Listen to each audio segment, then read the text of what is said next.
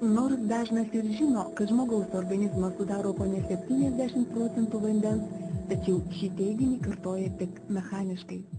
Kokią itin svarbę įtaką mūsų organizmui daro vanduo, iki galo suvokti be galo sunku.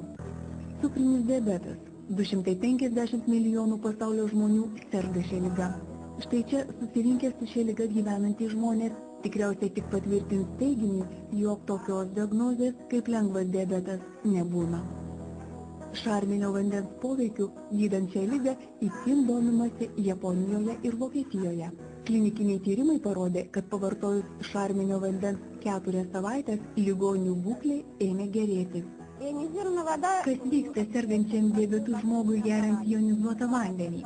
Ogi sumažėja cukraus kiekis kraujyje, nebe tokie pastebimi tampa cukraus kitimo šuoliai. Kaip pavyzdžiui, ryte labai žemi cukraus parodymai, vakare smarkiai padidėja. Toks šokinėjimas labai kenkia kraujagyslėms. Visam organizmui tai yra stresinė būklė.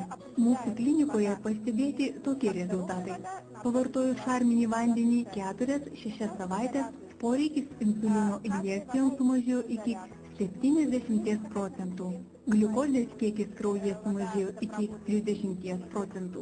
Net ir nustojus vartoti šarminį vandenį, šie rodikliai dar mažėjo 4-5 mėnesius.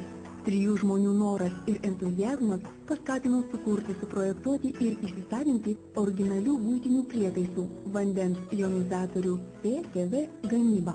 Šie prietaisai sveiką gyvenimo būdą propaguojančių žmonių vadinami šeimos gydytojais. Yra populiarūs daugelėje šalių.